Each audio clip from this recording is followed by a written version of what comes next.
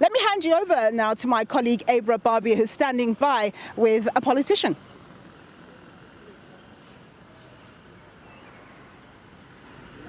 Nompo, good morning. Yes, between you and Sepu, you guys are dealing with all the analysis. My job here is to canvass the expectations of political parties. First up, I have Mr. Joe Maswangani of the ANC. Sir, thank you so much for your time. It's going to be a long day, as it's been for MPs in Parliament this whole week, I think. Just off the cuff, sir,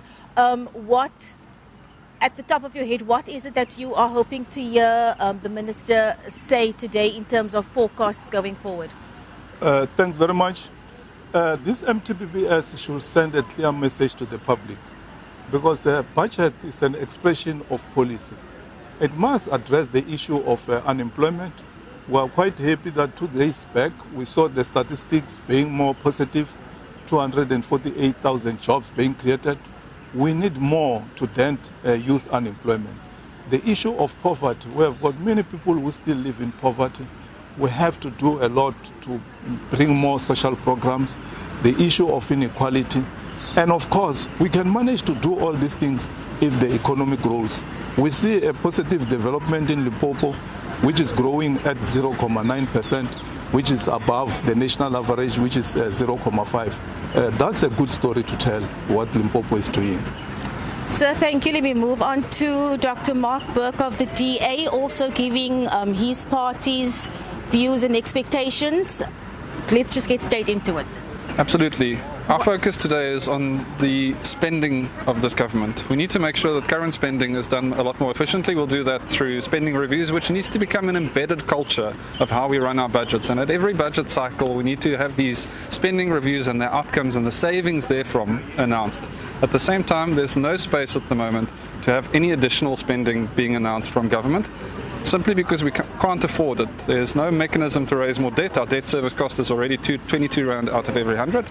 And at the same time, we can't have any tax increases. So we'll make sure that we keep a firm eye on the Minister announcing responsible spending here and no new tax increases come February, be that income tax, corporate tax or value-added tax. Dr. Burke, thank you. We'll catch up with you after the speech. Steve Swart of the ACDP, lots of talk about no affordability for extra spending. What are your views? No, absolutely. We cannot have a lot more expenditure.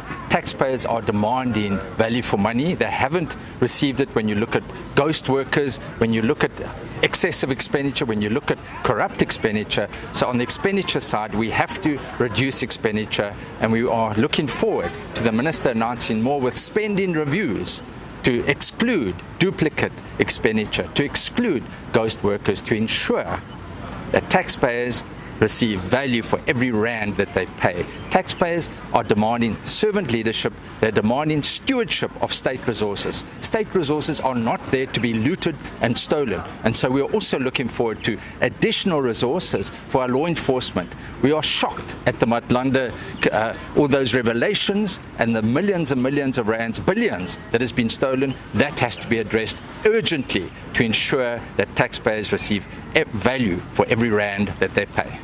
Thank you so much for your time, Mr. Swart. Alan Beasley of Action SA is up next. Sir, thank you so much. Your colleague over there is talking about no additional expenditure.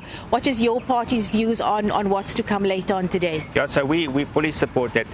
We don't have a money problem. We have a spending problem in our country. It's just that there's so much money being stolen through fraud, corruption and incompetence. It's just horrific. But I sit on Scope and just to see the amount of fraud that's happening. But everything rises and falls on leadership, and we actually see we've got a bloated cabinet.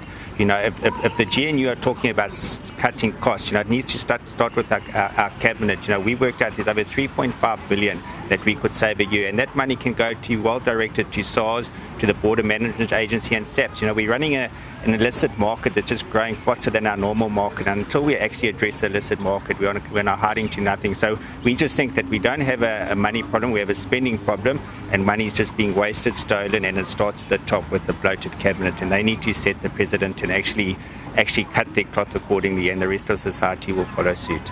Thank you so much. We'll catch up with you later on. Nompu, well, there you have it. Many of these parties are also overlapping what they're expecting today with things that are coming out of the Madlanga Commission, and I think that is to be expected in the current climate in the country. I don't see any other parties around right now, but we are waiting for a few more who will be coming here to give us their expectations for what the minister will be tabling later on today.